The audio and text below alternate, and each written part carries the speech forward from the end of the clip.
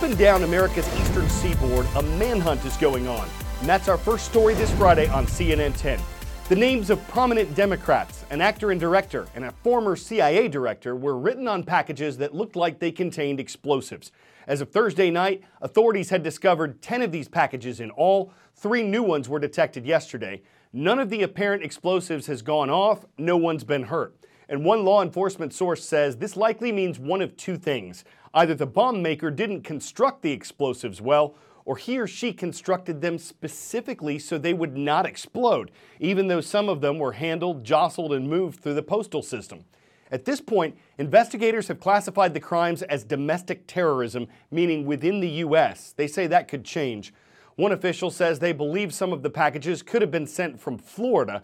Several of them had the return address of a Democratic congresswoman from that state, though she's not a suspect. Officials are looking for fingerprints, DNA, hair, surveillance video clues, anything that could help identify the sender.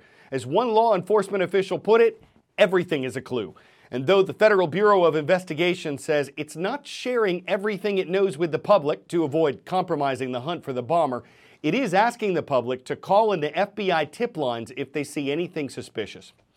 What's been called the scariest place on Earth is the site of our next story. Despite its name, the Demilitarized Zone, the border that separates North Korea and South Korea, is one of the most heavily militarized borders on the planet. But in one section of the DMZ, where the 2 countries' soldiers have faced each other for decades with guns at their sides, the weapons were removed and the armed guards will be replaced with unarmed personnel on both sides of the border. In addition, officials from the North and South say they've removed all the mines from the region. They're steps taken toward the more peaceful relationship that both Korean leaders say they want. This was a very symbolic event that happened up at the DMZ on Thursday in the Joint Security Area, the JSA, which is where North and South Korean soldiers have been facing off against each other for decades. We now know, according to the South Korean Defense Ministry, that there are no more firearms, no more ammunition, no more guard posts in that one particular area of the DMZ. It has been demilitarized. Now, this is in keeping with the agreement between the North Korean leader Kim Jong-un and the South Korean President Moon Jae-in just last month in Pyongyang when they had that 3rd summit. They agreed on this broader military pact to try and make sure that tensions didn't spike again on the Korean Peninsula. And they agreed that they wanted no firearms within that one area of the DMZ. And remember, just a year ago, there was that event that took place when a North Korean soldier defected from the north to the south, ran across the MDL, the military demarcation line, and was shot a number of times by his own fellow soldiers, those bullets flying from North Korea into the South Korean side. So it just shows that very recently, just a year ago, there were tensions on that exact same area. So this is really just another indication that the cooperation and the negotiations between North and South Korea are continuing. Paula Hancock's CNN Seoul. 10-second trivia.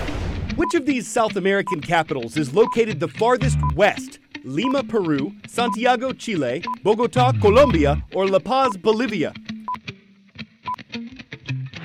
Of these options, Peru has the westernmost capital. Lima is 77 degrees west. Between the 12th and 15th centuries AD, one of Peru's most important cities was Chanchan. It's located in northern Peru. Its ruins contain everything from temples to living rooms to cemeteries, all in pretty good condition. This is where 20 intricate statues were buried about 750 years ago, and along with a complex adobe wall, they were just unearthed. They're each a little more than 2 feet high. They have scepters in one hand and also what may be shields. They're made from wood and they have clay masks, and beyond that, they're pretty mysterious. One was destroyed, others are missing their heads. They might have been idols of some sort, they might have been decorations near the entrance of an important structure. What's certain is that they're relics of the rich and complex history of Peru. From Peru to Patachu, that's the name of a foundation in Indianapolis, Indiana that has the goal of serving healthy meals to children who often don't have them at home. Madeline Filer works with the Patachu Foundation when she's not in her high school classes or on the tennis court, and that's why she's a great example of a positive athlete. You see the camera person? No, I see them. You see the kids coming in for like the breakfast meal at school, and you see the kids staying after school for the snack they offer. But like, I never really had any idea that what was happening was they didn't have food at home. Indianapolis Public Schools has a huge number of students that qualify for free and reduced lunch. Indianapolis is one of the worst cities for access to food. We have a lot of hunger deserts and hunger swamps. Hunger swamps are areas where you don't have access to fresh food, but you'll have things like fast food. I didn't really realize that these kids are going to bed hungry and they're going and eating processed foods. So I definitely want to just end hunger for all kids. Is that a heart? I like that. That's cool. Madeline is an ambassador for the Pas de Choux Foundation. Our goal is to fight hunger by serving a scratch-made meal that is healthy, wholesome, and something that kids will devour. When we recruited Madeline, we let the doors be open, and she used her own creativity to raise the funds necessary to pay for a day of meals every single week at one of our schools. There's two main ways that I've been raising the money. The first one is through my supportive friends and family, and I did fundraising events.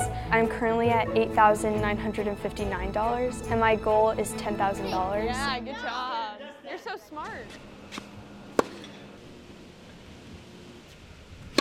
When I started tennis, I fell in love with it.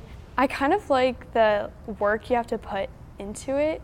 On the tennis court, you have to be motivated to keep playing because you have 2 sets to get through. And I feel like that's the same with volunteering. If you don't have the motivation to come and talk with these kids and serve the meals, then you shouldn't really be doing it because they can see that you don't want to be here.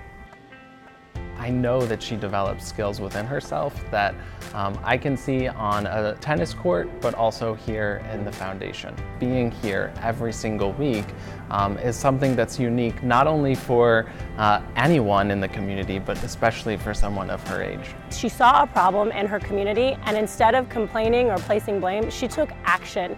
And she took action by asking all of her friends, family, and business owners, hey, let's change this. Let's feed these kids in our community. I find it like very rewarding just to see that I'm helping others. Like every time that I walk out of the school that I just served, I just feel so like happy because I know that this is at least one more kid not going to bed hungry.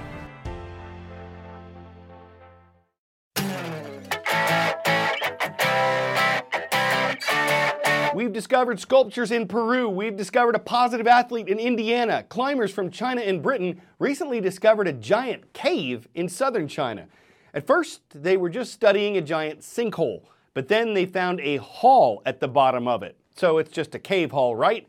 Wrong. It's gigantic, big enough to fit 2 great pyramids inside.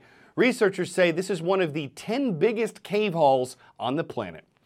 It's always tempting to explore. We're glad those folks caved. It's not an insult to call someone a spelunkhead when they stalagmite make such a wholesome discovery that ropes in explorers who karst enough to pit themselves against the elements. Cave puns. Can you dig them? I'm Karstal Azus for CNN10. Fridays are awesome.